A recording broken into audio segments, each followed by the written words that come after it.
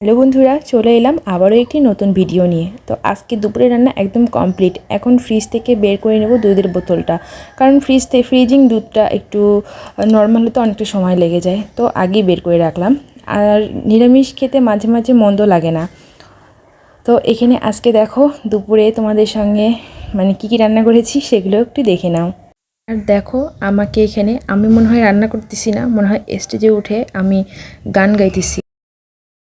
আজকে আর বেশি কিছু রান্না করিনি, তো এখানে তোমরা দেখে নাও আজকে দুপুরে রান্না কি কি হয়েছে। তো ফ্রিজ থেকে দুধের বোতলটা ওখানে বের করে রাখলাম, তো দেখে নাও আজকে কি কি রান্না হয়েছে। এখানে কড়াইতে আলু ভাজা করছি, আর এখানে ধোকা দিয়ে বুটের ডাল, এটা খেতে খুব সুন্দর। পুঁই শাকের চচ্চড়ি রান্না করেছি। এখানে রাইস কুকারে ভাত বসিয়ে দিয়েছি।